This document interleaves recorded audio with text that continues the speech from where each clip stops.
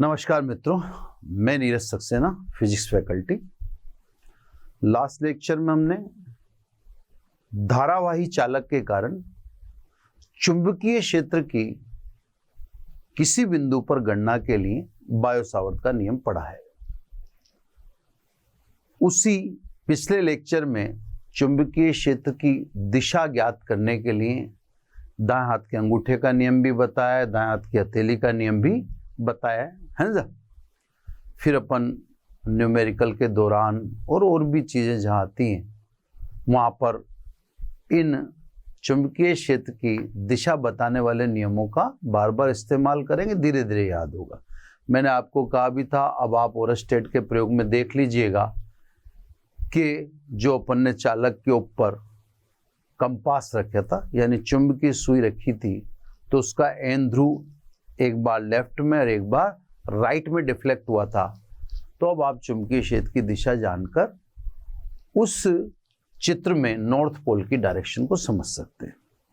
चलो मित्रों, अब अपना काम चैलेंजिंग है। बायो-सावर्त के नियम की हमें एप्लीकेशन करनी है, यानी बायो-सावर्त के नियम का इस्तेमाल करके हमें चुंबकीय क्षेत्र की गणना करनी है। थोड़ा आप ध्यान से ना साहब। तो सब अनुप्रयोग यानी एप्लीकेशन 1, अनुप्रयोग 1 ध्यान से समझिएगा सब, है ना। वृत्ताकार, तो आकार तो साफ लिख दिया। धारावाही यानी जिसमें धारा प्रवाहित हो, है ना। कुंडली, कुंडली कह दो या आप लूप कह दो, है ना, के कारण चुंबकीय क्षेत्र, ठीक है साहब। यानी अपने को वृत्ताकार धारावाही कुंडली के कारण चुंबकीय क्षेत्र की गणना करनी है। मैं एक तरफ बायो-सावर्त का नियम लिख देता हूं। अल्पांश के कारण प्रेक्षण बिंदु पर चुंबकीय क्षेत्र बायो-सावर्त के नियम से ये अपन ने निकाला। इसमें थीटा क्या है, डीएल क्या है, आर क्या है, ये अपन लास्ट लेक्चर में एक्सप्लेन कर चुके हैं और अभी फिर करेंगे, है ना। क्योंकि अब अपन इसकी एप्लीकेशन पढ़ने जा रहे हैं तो स्वाभाविक है इसकी हर चीज को समझना तो अनिवार्य है ही, है ना। अब क्या है, एसी कुंडली जो वृत्त के जैसे आकार की और उसमें धारा प्रवाहित है, उसके कारण आपको चुंबकीय क्षेत्र की गणना करनी है। क्लियर। पहले हम करते हैं कुंडली के केंद्र पर, मतलब इस टॉपिक के भी 2 पार्ट बन जाएंगे। पहला पार्ट वृत्ताकार कुंडली के केंद्र पर चुंबकीय क्षेत्र, दूसरा पार्ट केंद्र से गुजरने वाली अक्ष पर चुंबकीय क्षेत्र। तो आप सेकंड पार्ट पे ज्यादा ध्यान देना। फर्स्ट पार्ट सिंपल सा है। फर्स्ट पार्ट में तो मैं आपको बायो-सावर्त के नियम को उपयोग में लेना सिखा दूंगा ना, ठीक है। तो सब इसके 2 पार्ट कर लिए। ए, कुंडली के केंद्र पर, ठीक है ना। तो पहले वृत्ताकार कुंडली के केंद्र पर चुंबकीय क्षेत्र की गणना, इसको थोड़ा एंजॉय कीजिए आप, क्योंकि इसके द्वारा मैं आपको ये नियम अप्लाई करना सिखाऊंगा। ये सब वृत्ताकार कुंडली, है ना। अब थोड़ा बहुत देखो आकार प्रॉपर नहीं बने तो भी आपको वृत्ताकार ही माननी पड़ेगी, है ना। थोड़ा सा आकार अलग है ना। इसमें धारा प्रवाहित कर रखी, ये धारा सब जितनी प्रवाहित कर रखी है उसको अपन आई कह दें। मोटिव यानी उद्देश्य जो अपन बता रहे हैं वो बोल रहे हैं कि आपको चुंबकीय क्षेत्र की गणना करनी है केंद्र पर, यानी ये आपका ऑब्जर्वेशन पॉइंट है। जो कुंडली है इसकी त्रिज्या मैं मान लेता हूं कैपिटल आर, तो सब कुछ तो प्रारंभिक व्यवस्था है कि R त्रिज्या की वृत्ताकार कुंडली जिसमें प्रवाहित धारा I है। इस कुंडली के केंद्र पर चुंबकीय क्षेत्र की गणना करनी है। बायो-सावर्त के अनुसार सबसे पहले आप लीजिए अल्पांश। अल्पांश बायो-सावर्त के अनुसार वहां लेना है जिसमें धारा बह रही हो। तो धारा तो इस वृत्ताकार कुंडली में बह रही है, तो अल्पांश कहां लेंगे? वृत्ताकार कुंडली पर लेंगे। जैसे जैसे बायो-सावर्त ने कहा है वैसे वैसे आपने करते जाना है। क्लियर सब? ये काम बायो-सावर्त ने कहा कि जहां धारा बह रही हो वहां पे अल्पांश लो, मैंने ले लिया जहां धारा बह रही थी वहां पे। क्लियर? फिर बायो-सावर्त ने कहा उससे केंद्र की यानी ऑब्जर्वेशन पॉइंट की दूरी लो। उससे क्या लिखना? Small r। ये इससे ऑब्जर्वेशन पॉइंट की दूरी ले ली, इससे क्या लिख दिया? Small r।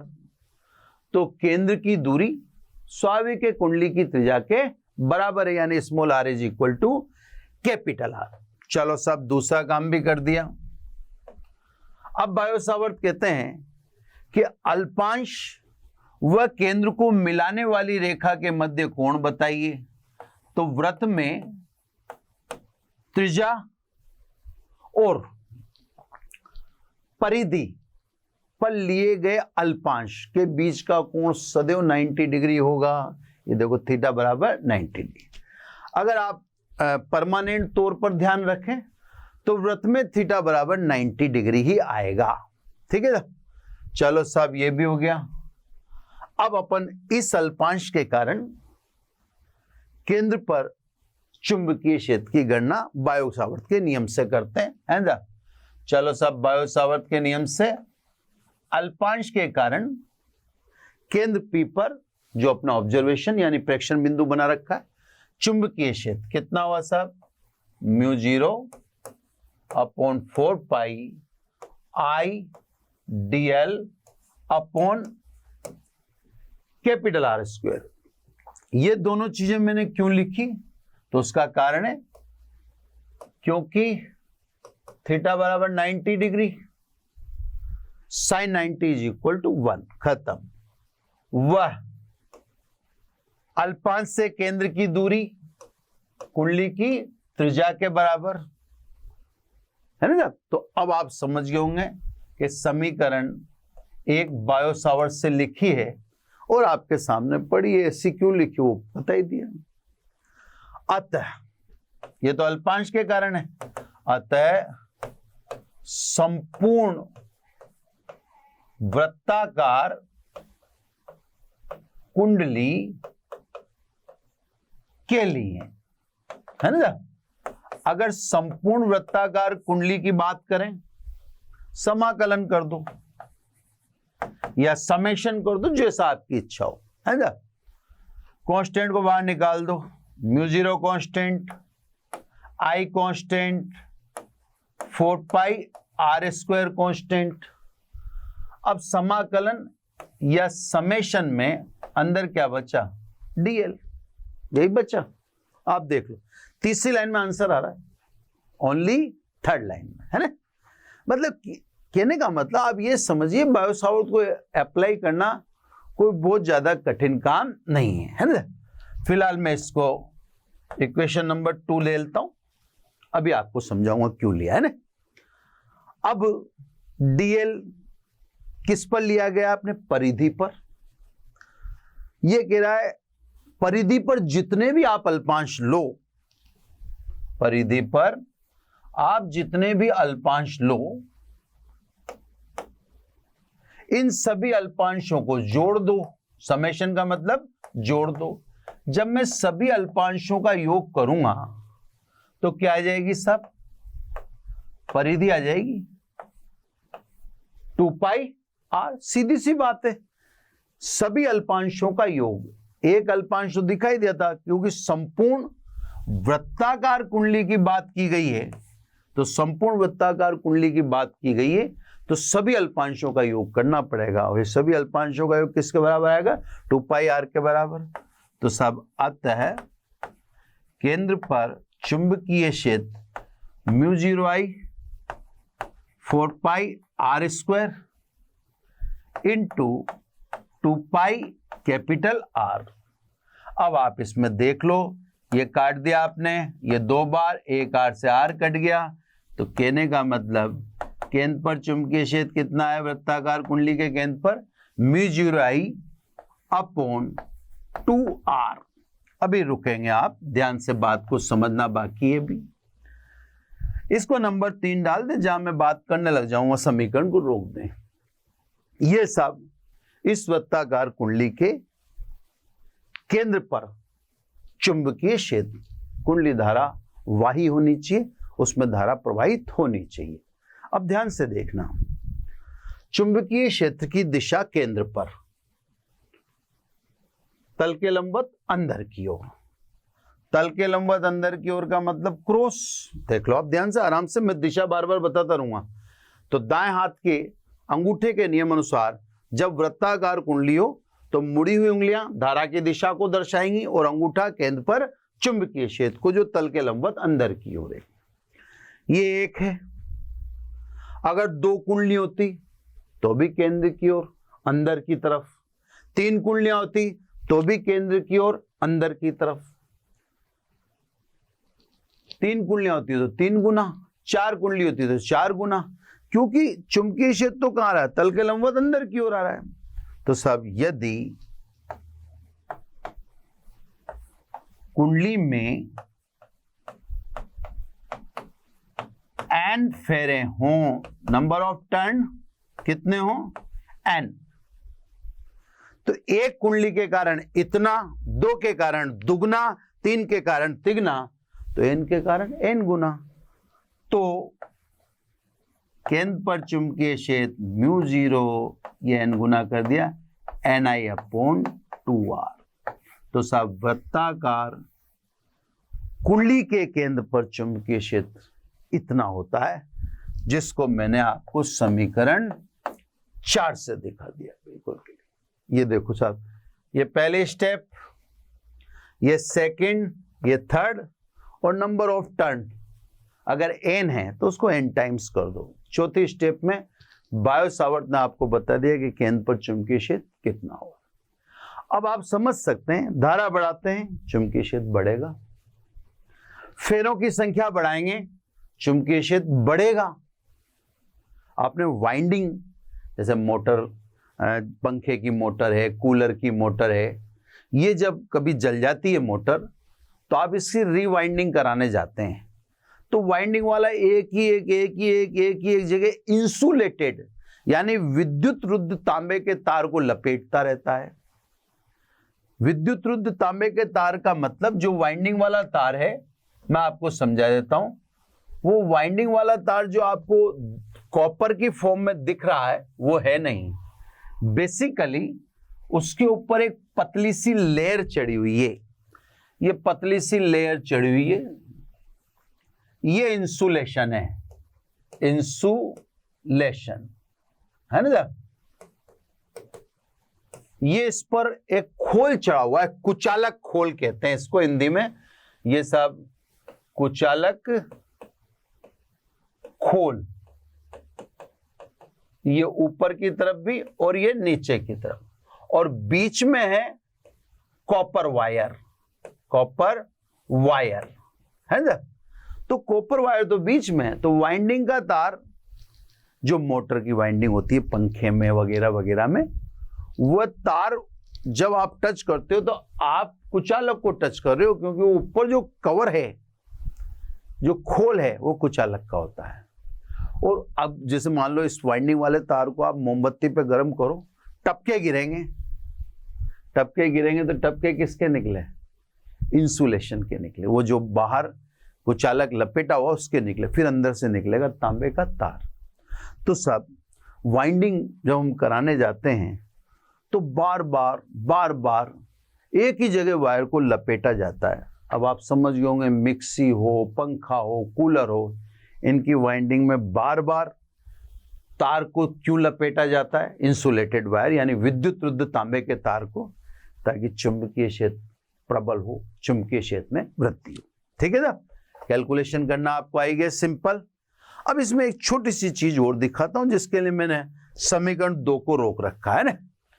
अब देखो है ना, एक चीज और देखना इसमें सब, इसको आप मेथड 2 कहो तो भी कोई दिक्कत नहीं है मेरे को, ये मेथड 2 है ना, क्योंकि न्यूमेरिकल जब आप मैग्नेट के करोगे तो ये जो अपन लेक्चर बना रहे हैं ये तो सबके लिए बना रहे हैं, कंपटीशन वाले बच्चे के लिए बना रहे हैं, तो अपन कोई चांस क्यों छोड़ें जब इतना अपन कर ही रहे हैं, तो है ना। तो इसमें फिर मैं इसको नहीं छोड़ना चाहता था, इसलिए मेरी बात को आप समझे। ये सब वही वृत्ताकार कुंडली जो अभी आपको दिखाई गई, ये आपने देखी है ना। अब थोड़ा सा इसमें बड़ा सा ड्राइंग कर देता हूँ, ये डीएल मैंने थोड़ा सा बड़ा दिखा दिया, वो अल्पांश छोटा दिखाया था, ये अल्पांश, ये सब आपका केंद्र है इससे, जिसको आपने बिंदु P से दिखाया ऑब्जर्वेशन पॉइंट, ये त्रिज्या R है। अब मान लीजिए अल्पांश द्वारा केंद्र पर आंतरिक कोण d अल्फा है, तो कहने का मतलब एक तो तार की लंबाई के द्वारा आप चुंबकीय क्षेत्र की गणना कर सकें, एक फॉर्मूला और बना के मैं दे रहा हूं कि आंतरिक कोण के द्वारा भी आप चुंबकीय क्षेत्र की गणना कर सकते हैं। ऐसे समझो आप, जैसे अपन जानते हैं angle is equal to arc upon radius है ना, यानी क्योंकि कोण बराबर चाप बटा त्रिज्या, इसका मतलब यह हुआ कोण d alpha is equal to चाप डीएल त्रिज्या यानी आर, अतः d l is equal to r d alpha. अब देखो ध्यान से देखो, कोई खास बात नहीं है, खास तो जरा भी नहीं है, पर अब ठीक है, फॉर्म आ रही है, 2 रूप आ रहे हैं, एक और रूप आ गया आप देखो। ये जो था आपके पास इक्वेशन नंबर 2 है ना, इस इक्वेशन नंबर 2 में आप लंबाई रखो, कितना भाग आपने लिया है, जैसे मैंने ये डीएल दिखाया तो डीएल लंबाई के कारण, आप आधी कहते आधी कुंडली कहते तो मैं 2 पाई आर का आधा रखता, तो कितनी लंबाई आपने वृत्त की ली है वो यहां रख, उसके कारण आंतरिक चुंबकीय क्षेत्र आ जाएगा। जरूरी तो है नहीं कि पूरी, अपन ने तो ठीक है संपूर्ण वृत्ताकार कुंडली का, अगर मान लो अपन कह दे आधी वृत्ताकार कुंडली के कारण, तो फिर आधी कुंडली का लंबाई लेते। अगर आपके पास लंबाई नहीं है भाई दबे, आपसे कोई कह दे कि चाप या परिधि पर लिए गए टुकड़े द्वारा केंद्र पर आंतरिक कोण इतना है, तो कोण की फॉर्म में भी मैं आपको सूत्र दे रहा हूं 2 से, 2 में डीएल की जगह में रख रहा हूं आर डी अल्फा ना, तो बाकी तो ऐसा कैसे लिखूंगा 2 की जगह देखना है ना। तो देखो आप ध्यान से 2 से, ध्यान से देखना साहब, एक और फॉर्मूला बन रहा है, फिर मैं वापस एक बार वहां ले जाऊंगा आपको। डीबी बराबर μ0 I upon 4 pi capital R square summation, DL की जगह क्या रखना है मुझे, आर डी अल्फा है ना। अब एक बार पहले वहां ले जाऊं ताकि आपको ऐसा कैसे दिखा दूं, ये देखो μ0 I upon 4 pi R square, DL की जगह मैंने समेशन के अंदर जो चीज रखी वो आपको दिखा दी, ठीक है। आर कांस्टेंट बाहर निकल जाएगा, वो एक आर से आर कट गया, बोलो अब अल्पांश के कारण चुंबकीय क्षेत्र μ0 I upon 4 pi R not R square summation D alpha. ये लो सब, एक तो फॉर्मूला आपके पास ये रहा, अगर लंबाई के रूप में निकालना चाहते हैं तो ये लंबाई दे रखी है तो, और अगर आपको केंद्र पर आंतरिक कोण दे रखा है तो दूसरा फॉर्मूला ये रहा। अब आप कहेंगे साहब इसके द्वारा आप एन फेरों की कुंडली के कारण निकाल के देखो, दिखा देता हूं मैं साहब। यदि कुंडली में एन फेरे हों तो, अब देखो ध्यान से समझना आप, एक फेरा यानी एक पूरा चक्र कितना कोण बनाएगा केंद्र पर 2 पाई, अगर एन फेरे हैं तो केंद्र पर आंतरिक कुल कोण कितना होगा n इंटू 2 पाई, रख दो इसमें, ये रख देते हैं साहब b है ना, संपूर्ण के कारण हो गया नहीं, सॉरी यहाँ पे जब वहां पे बी लिखा होगा तो यहाँ पे अपन ने dB क्यों लिख दिया? हाँ, बी लिखना था यहाँ पे, तो ये dB गलत लिख दिया, उसका वो अल्पांश रहा नहीं ना, जब समेशन लगा दिया तो, है ना, ये बी हटा दे। तो क्लियर, समेशन जब लगा ही चुके अपन तो अल्पांश। चलो सब, μ0 I 4π r, μ0 I upon 4π r, और ये वैल्यू आपने रख दी n इंटू 2π, ये 2π से 2 टाइम्स, है ना। देखो सब, चुंबकीय क्षेत्र वही आ गया, μ0 ni अपॉन 2r। ये देखो सब, दोनों चुंबकीय क्षेत्र, यहां भी ये देख लो, ये μ0 ni अपॉन 2r, वृत्ताकार कुंडली के कारण जिसमें n फेरे हो, ये μ0 ni अपॉन 2r, वृत्ताकार कुंडली के कारण जिसमें n फेरे हो।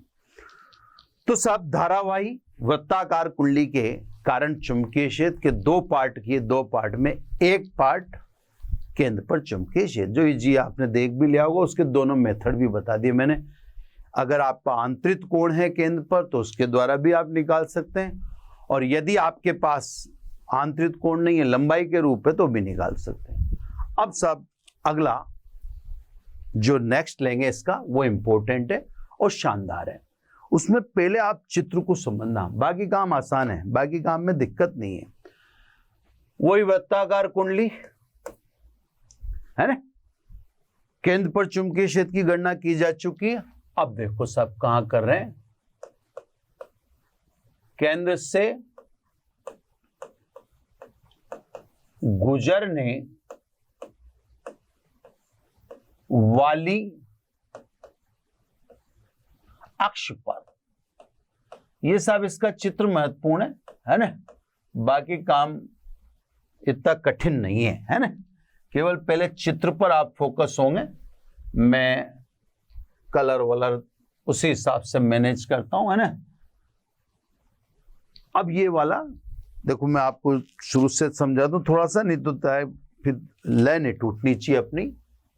अपन अभी एप्लीकेशन 1 पे ही चल रहे हैं। देखो, ये अनुप्रयोग 1 ही है, इसके दो पार्ट कर दिए अपन ने। एक कुंडली के केंद्र पर, इस कुंडली के केंद्र पर के दो मेथड बता दिए मैंने, है ना, जो आपके सामने है इससे। अब अभी अनुप्रयोग 1 ही चल रहा है, लेकिन अब केंद्र से गुजरने वाली अक्ष पर। अब देखो ध्यान से थोड़ा सा, अब जो मैं चित्र बना रहा हूं, कुंडली वृत्ताकार है, वही आई उसकी त्रिज्या है, वही धारा, सॉरी वही आर उसकी त्रिज्या है, वही धारा आई है, सब कुछ वही है। लेकिन अब बिंदु केंद्र से गुजरने वाली अक्ष पर है। अब उस अक्ष को मैं बोर्ड पे दिखाऊं तो मैं इस बार वृत्ताकार कुंडली बोर्ड के तल के लंबवत बनाऊंगा। तो आप वृत्ताकार कुंडली और उसमें बहने वाली धारा को मैं जैसे दिखा रहा हूं वैसे ही देखिएगा। ये वृत्ताकार कुंडली ऐसे ही दिखाऊंगा और धारा भी ऐसे दिखाऊंगा। ये कुंडली आधी बोर्ड के सामने जाएगी और आधी बोर्ड के पीछे। तो सब अब थोड़ा सा विवेकपूर्ण तरीके से देखिए, चित्र अच्छा बनाने की अपन कोशिश करेंगे, है ना। अब ये चित्र में अब मैं धारा दिखा दूं सब डायरेक्ट ही, क्योंकि धारा के लिए तोड़ पाते नहीं इसमें ना। ये सब केंद्र O और ये केंद्र से गुजरने वाली अक्ष, यहां से सब इस जगह पर आपको चुंबकीय क्षेत्र की गणना करनी। ये अपन मान लेते हैं कितनी दूरी पर है साहब, x दूरी पर, है ना। x दूरी पर आपको चुंबकीय क्षेत्र की गणना करनी है। वृत्ताकार कुंडली की त्रिज्या एज यूजुअल जैसे अपन ने ले रखी है वही कैपिटल R है, कुंडली चेंज नहीं की गई है। ये वृत्ताकार कुंडली का केंद्र है। तो सब प्रेक्षण बिंदु दिख गया आपको P। क्या उद्देश्य लिया अपन ने, अक्ष पर, मतलब केंद्र से गुजरने वाली अक्ष पर, है ना, और केंद्र से कितनी दूरी पर, x दूरी पर। वृत्ताकार कुंडली में धारा की दिशा, ये धारा की दिशा दिखा दी सब, ये धारा I, वही धारा ले ली अपन ने, R त्रिज्या सब कुछ वही है, ठीक है। अब देखो सब, बिंदु P यानी ऑब्जर्वेशन पॉइंट पर चुंबकीय क्षेत्र की गणना के लिए, है ना, ऑब्जर्वेशन पॉइंट पर चुंबकीय क्षेत्र की गणना के लिए व्यास से अभिमुख, व्यास से अभिमुख का मतलब है व्यास के इस ओर और उस ओर विपरीत सिरों पर, ये देखो ये व्यास है तो इस ओर और इस ओर समान लंबाई dl के दो अल्पांश लेते हैं। अब आप कहेंगे कि भाई आज तक तो आपने एक ही अल्पांश लिया, बायो-सावर्त ने कब कह दिया दो अल्पांश लें? आप ऐसा सोचेंगे, भाई अपन बायो-सावर्त को ही फॉलो कर रहे हैं, है ना। मैं बायो-सावर्त को लिखता चलूं यहीं पे पास में, ताकि आपको इससे मुखातिब कर दूंगा मैं अल्पांश के कारण। μ0/4 पाई I dl sin θ/r², है ना साहब, उससे आप थोड़ा अटेंटिव रहेंगे।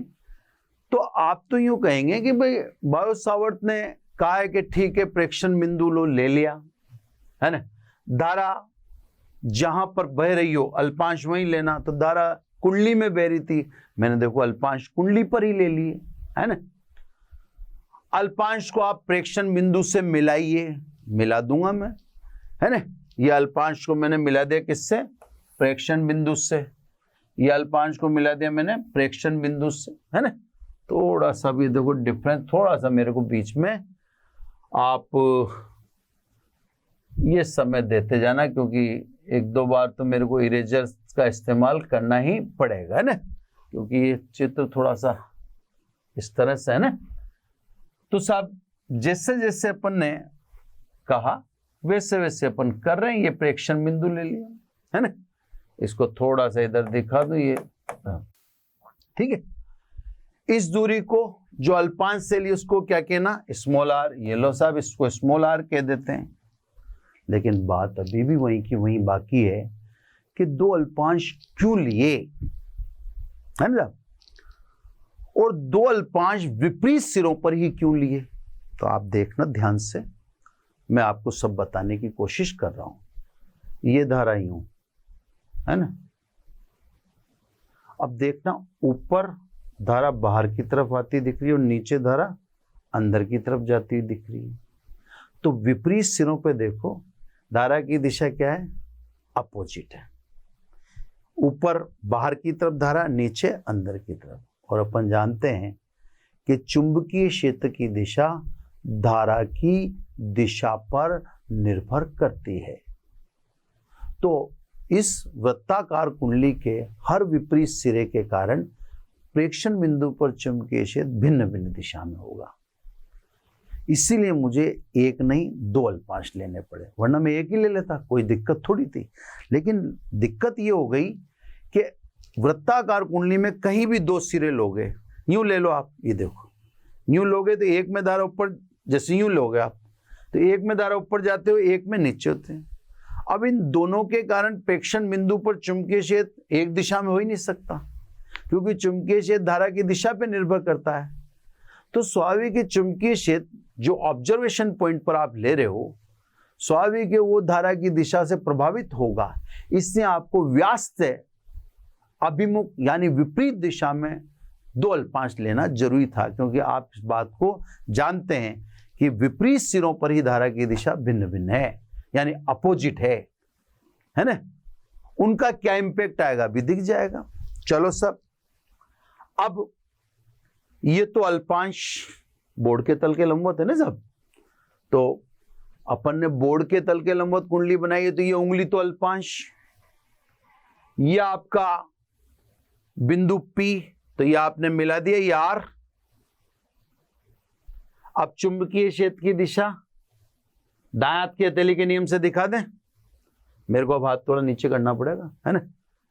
ये धारा, ये P, तो चुंबकीय क्षेत्र किधर हुआ? हथेली के तल के लंबवत। हथेली किसको रिप्रेजेंट कर रही है? R को। तो ये साहब इस R के ठीक 90 डिग्री पर,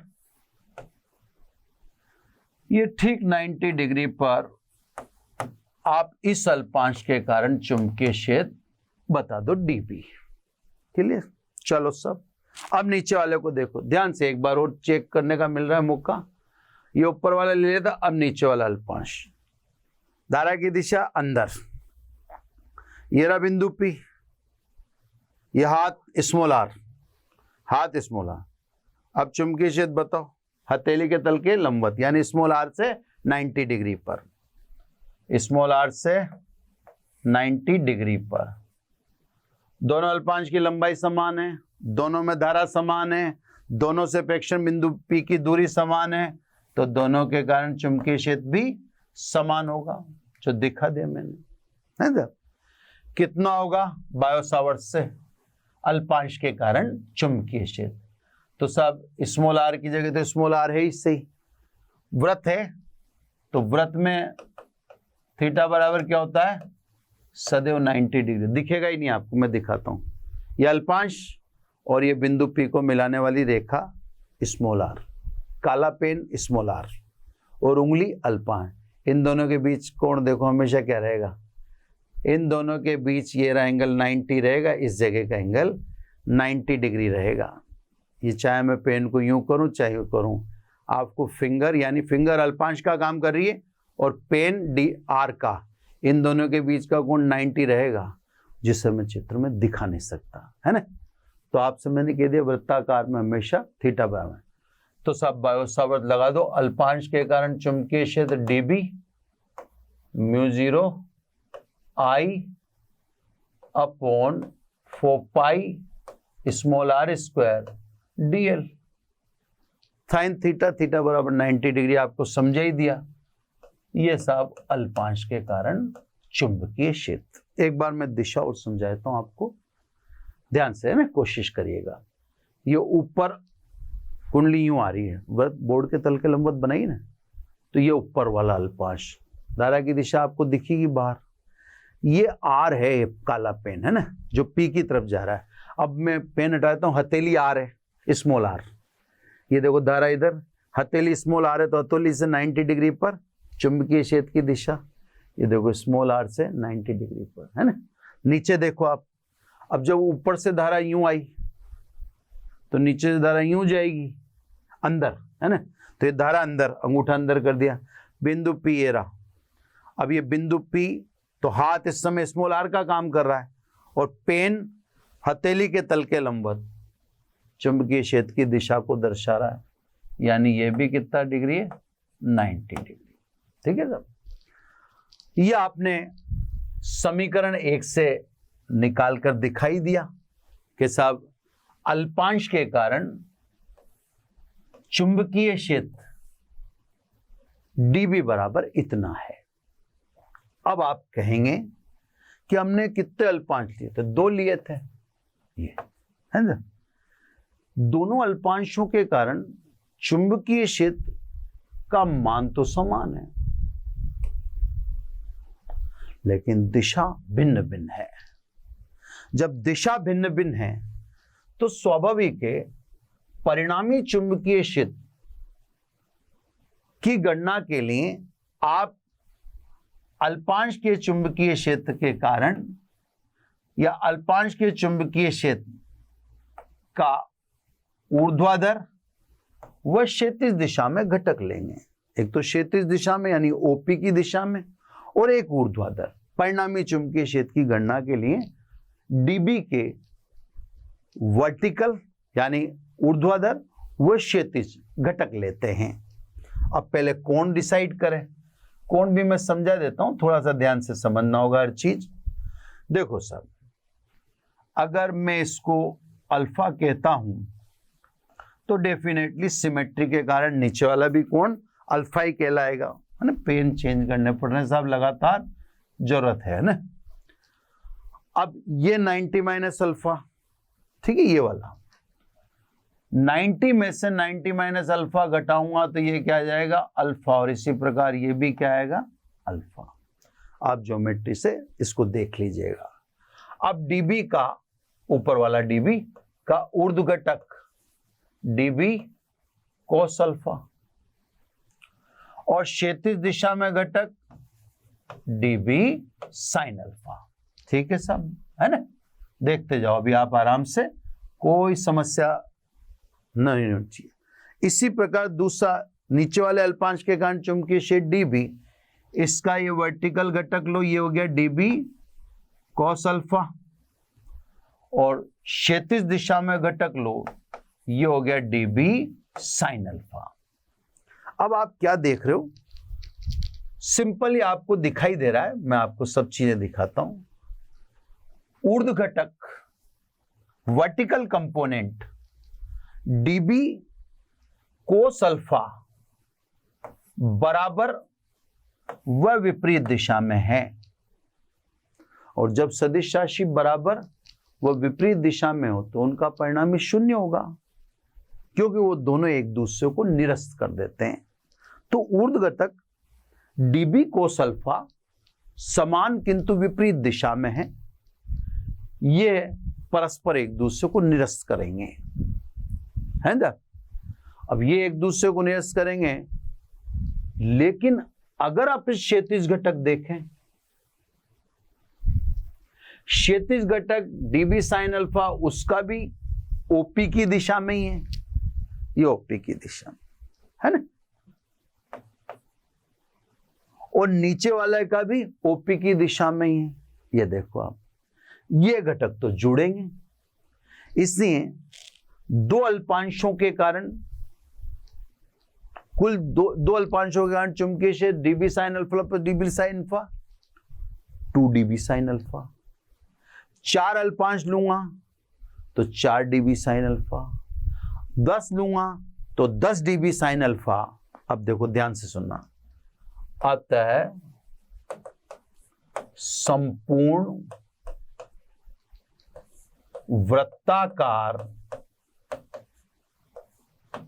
धारावाही कुंडली के लिए, यानी अब ध्यान से समझना मेरी बात, 2 अल्पांश लेता तो 2 डीबी साइन अल्फा, 4 लेता तो 4 डीबी साइन अल्फा, 50 लेता तो 50 डीबी साइन अल्फा। अब जाने कितने होंगे, ये अल्पांशों की संख्या गिनने योग्य थोड़ी है, तो क्या करें, डीबी साइन अल्फा का समाकलन कर दें।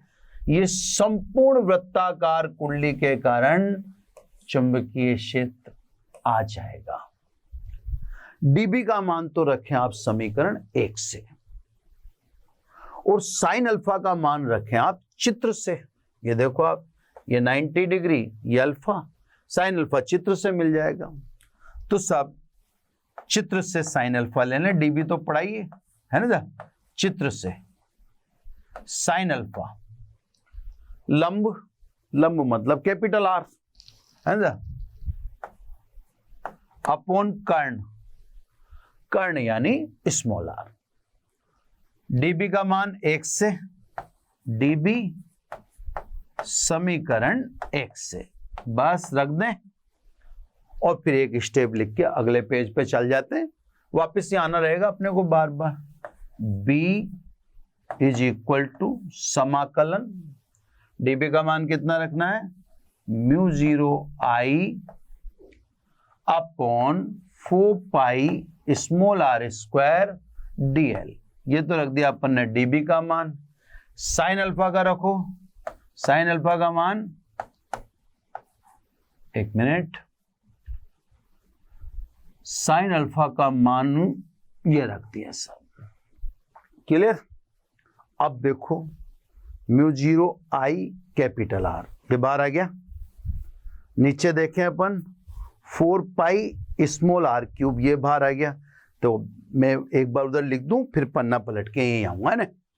ये देखो B इज इक्वल टू, समाकलन से बाहर क्या क्या आ रहा है वो देख रहे हैं अपन, μ0 I कैपिटल R। ये तो मुझे ऊपर दिख रहा है, अभी टैली कर लेंगे।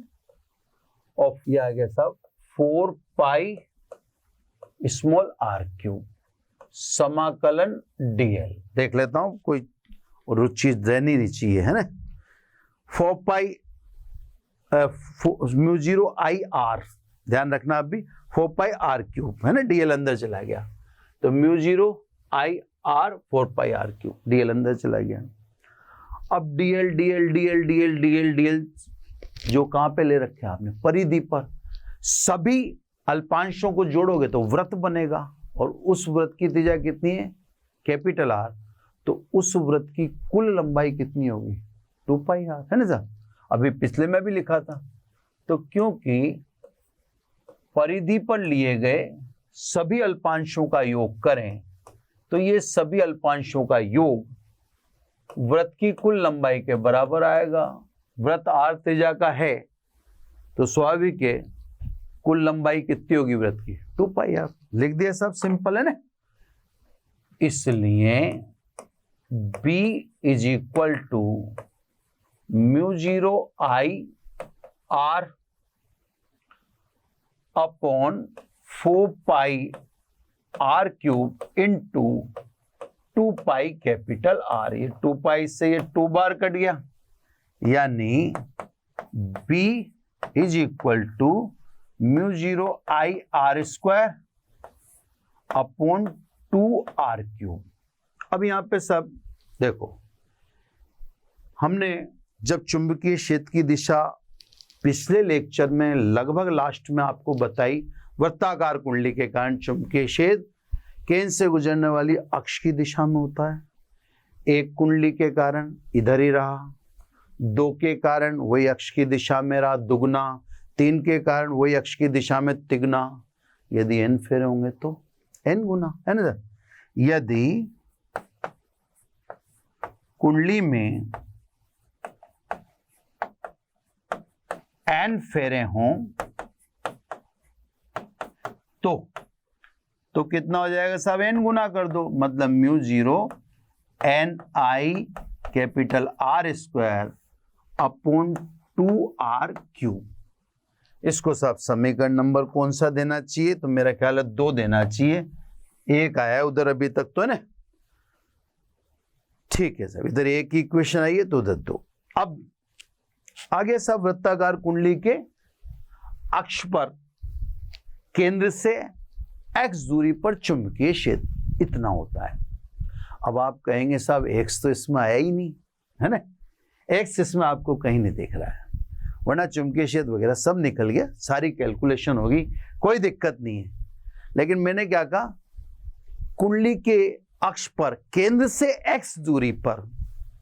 अब मैंने आपसे कह दिया केंद्र से 5 सेंटीमीटर दूरी पर चुंबकीय क्षेत्र बताओ, तो आप कहेंगे कि इस फॉर्मूले में तो केंद्र से दूरी नहीं है। तो आपको क्या करना पड़ेगा साहब, स्मॉल r को किस में कन्वर्ट करना पड़ेगा, कैपिटल R में, सॉरी x में कन्वर्ट करना पड़ेगा। स्मॉल r स्टैंडर्ड थोड़ी है, आपको कौन ये दूरी देगा न्यूमेरिकल में, आपको देने वाला या तो त्रिज्या देगा या केंद्र से दूरी देगा। त्रिज्या आपकी लंब बनी बैठी है, ये आपका आधार बना बैठा है, और फॉर्मूले में आ रहा है ये, तो ये तो कोई देने वाला ही नहीं आपको, स्मॉल r कोई क्यों देगा भाई। तो इसको लुप्त करो, इसको हटाओ।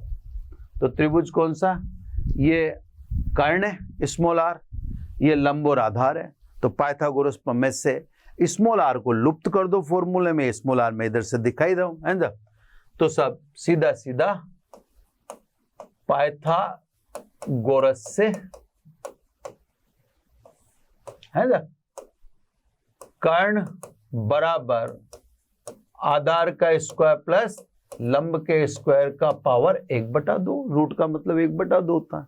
अब रख दो सब 2 में, समीकरण 2 से, है ना, समीकरण 2 से ये आ गया साहब, B is equal to μ0 n I capital R square upon 2 की जगह ये 2 रख दिया, R क्यूब, ये सब x स्क्वायर 1/2 है, उसका क्यूब करो, 1/2 का क्यूब करेंगे तो कितना आ जाएगा, 3/2। ये लो साहब, वृत्ताकार कुंडली के केंद्र से गुजरने वाली अक्ष पर केंद्र से x दूरी पर चुंबकीय क्षेत्र का मान इतना होता है।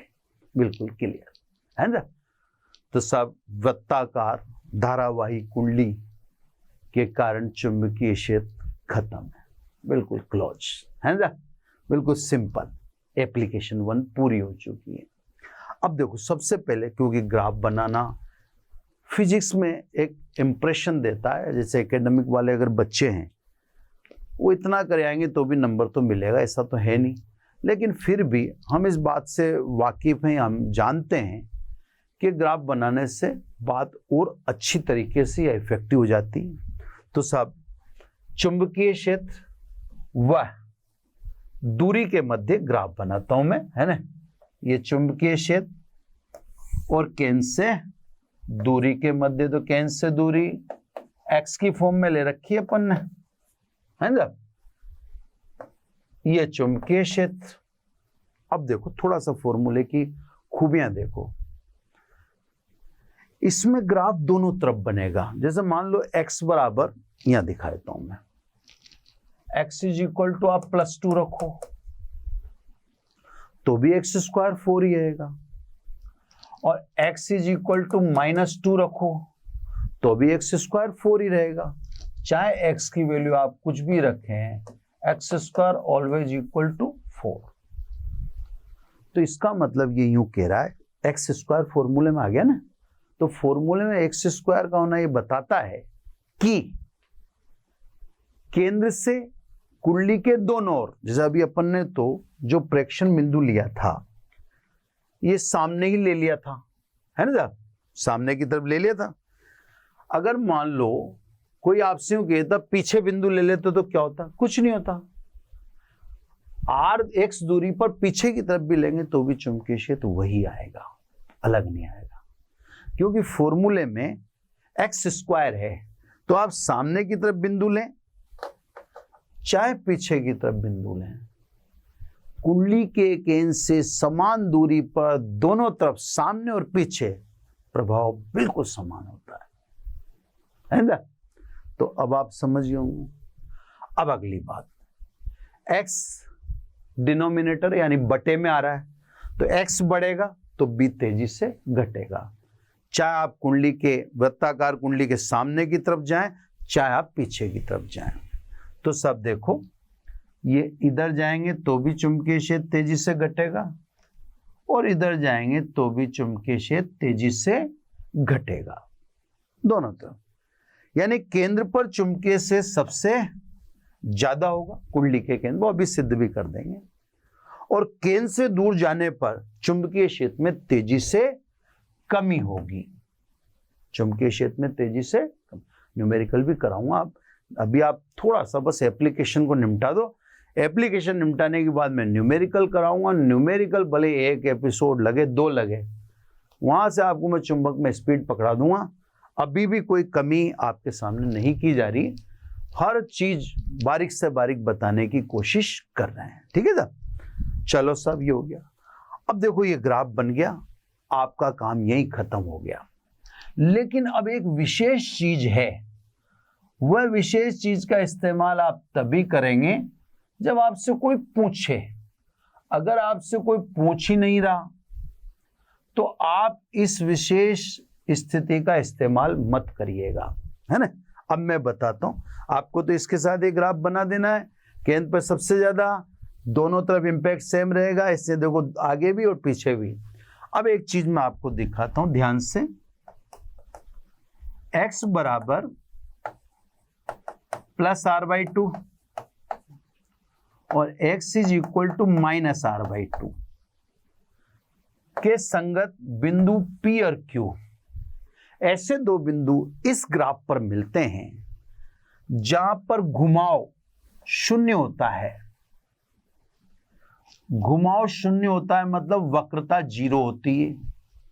और जगह ग्राफ घुमाव रखता है, इसके ऊपर ग्राफ में घुमाव है और इसके नीचे भी ग्राफ में घुमाव है। भाई इसके नीचे और इसके ऊपर दोनों तरफ घुमाव है, ऐसे ही इसके ऊपर और इसके नीचे दोनों तरफ घुमाव है, पर इस जगह आपको सीधी रेखा दिखेगी, है ना, इस जगह आपको सीधी रेखा दिखेगी। तो चुंबकीय क्षेत्र व केंद्र से दूरी के मध्य खींचे गए ग्राफ में x बराबर ±r/2 ±r/2 r/2 पर ऐसे दो बिंदु पाए गए हैं या ऐसे दो बिंदु पाए जाते हैं जहां पर ग्राफ की वक्रता यानी घुमाव शून्य होता है। इन बिंदुओं के संगत चुंबकीय क्षेत्र का दूरी के साथ परिवर्तन नियत हो जाता है। इसलिए बिंदु P और बिंदु Q को नति परिवर्तन बिंदु कहते हैं।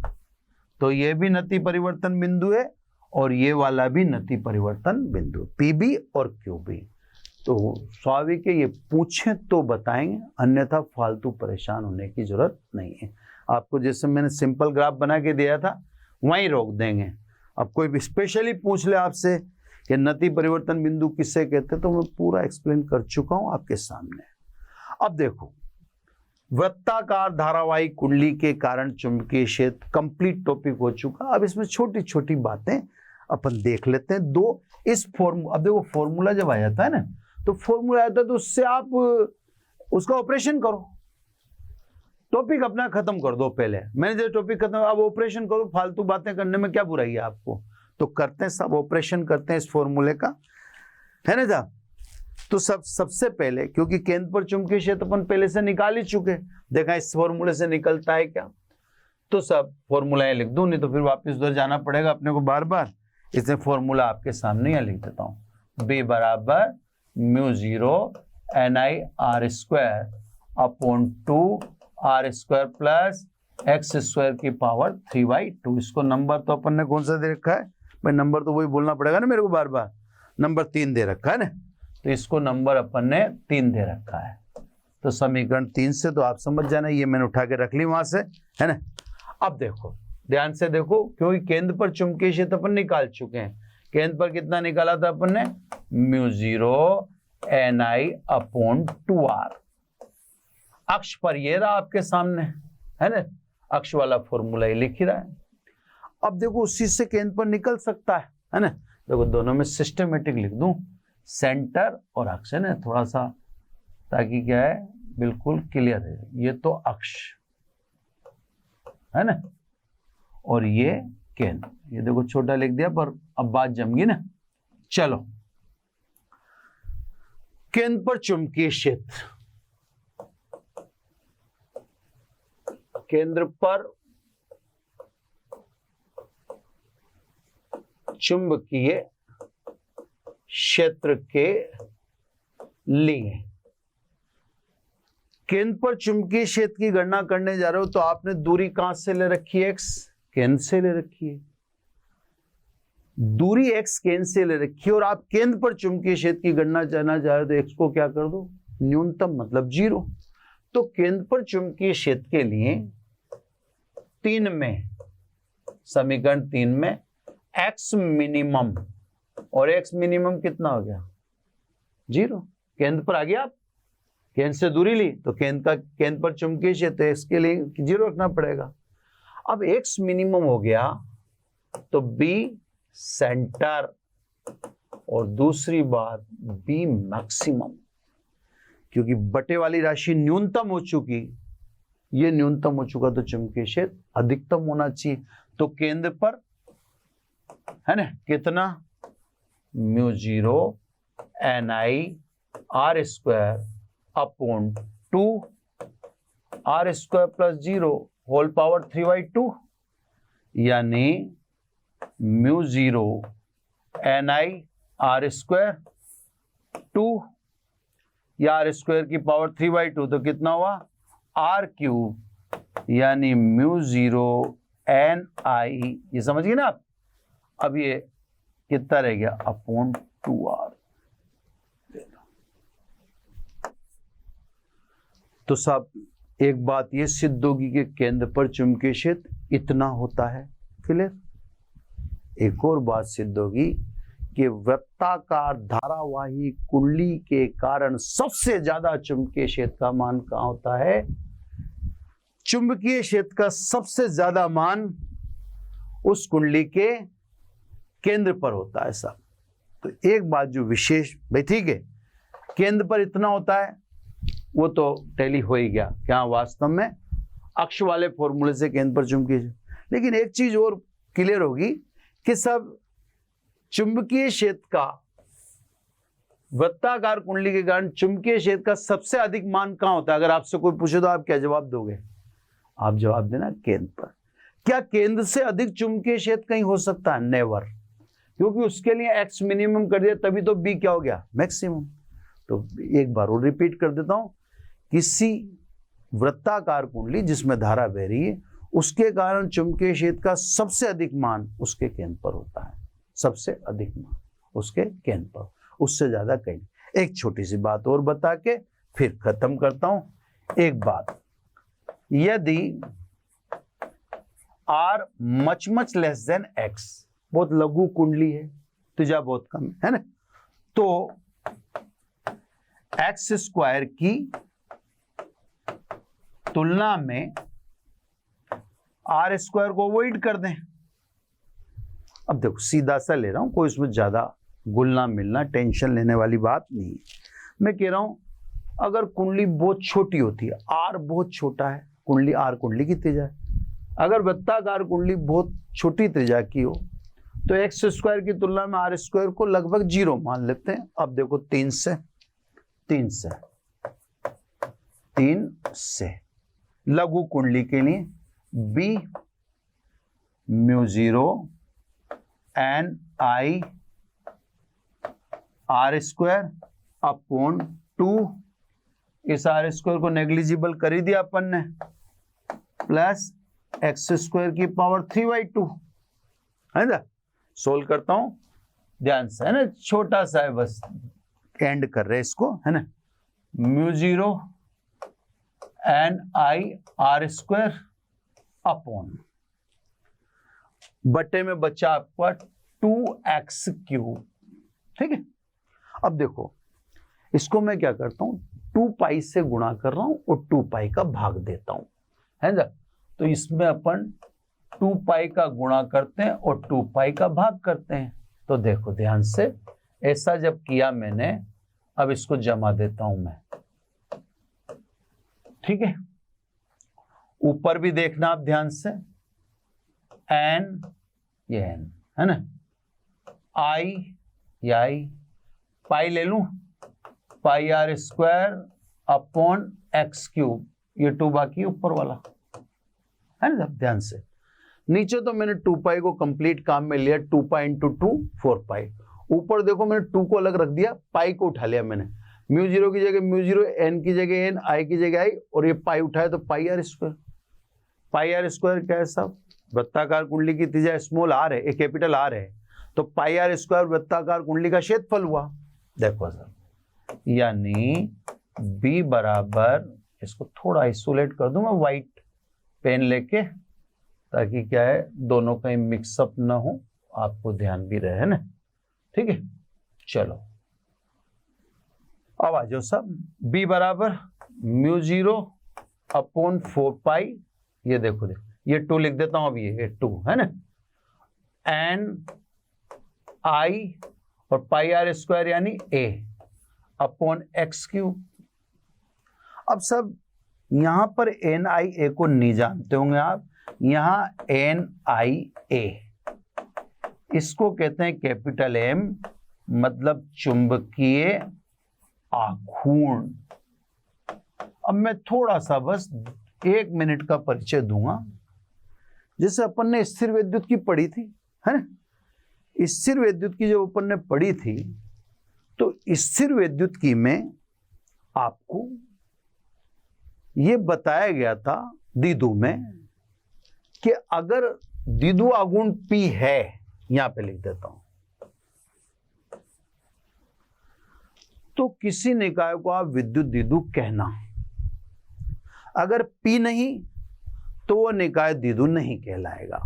अब आज आप यहां भी सुन लीजिए, ठीक इसी प्रकार चुंबक में किसी के पास चुंबकीय आघूर्ण कैपिटल एम है तो उसे चुंबक कहना, अगर कैपिटल एम बराबर 0 है तो उसे चुंबक मत कहना, है ना। तो सब एन आई है, एन फेरों की संख्या, आई धारा, ए क्षेत्रफल। इसे वृत्ताकार धारावाही कुंडली का चुंबकीय आघूर्ण कहते हैं। चुंबकीय आघूर्ण और द्विध्रुव आघूर्ण P दोनों समतुल्य राशि हैं। P किसी के द्विध्रुव होने को दर्शाता है, ठीक उसी प्रकार M किसी के चुंबक होने का प्रमाण है। M है तो निकाय चुंबक है, M नहीं तो निकाय चुंबक नहीं है। तो M आपको पा गया किसमें? कुंडली में। इसका मतलब कुंडली चुंबक है ना। अब सब अतः final B is equal to μ0/4π 2m/x³। बस एक लाइन लिखता हूं, 2 मिनट में आपको समझ में आ जाएगा। उस एक लाइन को लिखने के लिए मैं पेज चेंज नहीं करना चाहता, इससे अलग पेन से यहां दिख रहा हूं। देखो साहब, द्विध्रुव की अक्ष पर विद्युत क्षेत्र कितना पढ़ाया था आपको? 1/4πε0 2p/r³ है ना। अब मैं थोड़ा इधर आ जाता हूं। विद्युत द्विध्रुव की अक्ष पर विद्युत क्षेत्र की तीव्रता इतनी थी। 1/4πε की 0 की जगह यहां कांस्टेंट क्या आता है? μ0/4π। वो बायो सावर्त में ही बता देता मैंने। 2 यहां भी है, 2 यहां भी है। यहां P द्विध्रुव होने को दर्शाता है, विद्युत द्विध्रुव होने को दर्शाता है। यहां M चुंबक होने को दर्शाता है। ये बटा दूरी का क्यूब, ये भी दूरी का क्यूब ही है। X भी क्या है? दूरी है। इसका मतलब एक लघु यानी छोटा धारावाही लूप एक दंड चुंबक की भांति व्यवहार करता है। ये सब, ये जो लूप है ये किसकी भांति व्यवहार करता है? दंड चुंबक की भांति। इसका मतलब ये हुआ कि जहां भी आपको दंड चुंबक चाहिए हो वहां पर आप लूप का इस्तेमाल कर लो। लूप और दंड चुंबक में कोई अंतर है ही नहीं, ये सिद्ध हो गया आपके साथ। लूप और दंड चुंबक एक। लूप में भी N और S बनते हैं, दंड चुंबक में भी N और S होते हैं। दंड चुंबक भी चुंबकीय क्षेत्र दर्शाता है चुंबकीय बल रेखाओं से, लूप भी चुंबकीय क्षेत्र दर्शाता है चुंबकीय बल। Everything same in both. तो ये सिद्ध हो गया कि एक धारावाही लूप जो लघु है, क्योंकि तो अपन ने केस लिया है ना इसमें, R मत लेस देने, तो एक लघु धारावाही लूप एक छोटे दंड चुंबक की भांति व्यवहार करता है। अब दंड चुंबक अगले चैप्टर में वहां पर चुंबकीय क्षेत्र यही आएगा, फिर वहां और याद दिला दूंगा मैं कि देखो ये मेन अपने को दंड चुंबक से मिला और यही अपन ने इस चैप्टर में धारावाही लूप से निकाला। तो जो चीज दंड चुंबक से आती है या दो चीज दंड चुंबक के लिए हैं वो आपने किससे प्राप्त कर ली? धारावाही लूप से। इसका मतलब धारावाही लूप दंड चुंबक की भांति व्यवहार करता। तो बच्चों ये एक बड़ी एप्लीकेशन थी, है ना। इनसे संबंधित बातें चलती रहेंगी, हेल्महोल्ट्ज कुंडली वगैरह वगैरह, वो अपन नेक्स्ट लेक्चर में लेंगे। फिर इसके बाद एप्लीकेशन और है, फिर न्यूमेरिकल लेंगे। न्यूमेरिकल में स्टे देंगे, सारी चीज समझा रहे हैं, यहाँ भी कोशिश कर रहे हैं ना, बेटर टू बेटर प्रयास किया जा रहा। आपको भी कोई चीज अगर नहीं समझ में आती तो आप कांटेक्ट कर सकते हैं। आपको कहीं रखा है मोशन लर्निंग ऐप डाउनलोड कीजिए, वहां पर आपको ये सब सुविधाएं उपलब्ध होंगी। Thank you very much.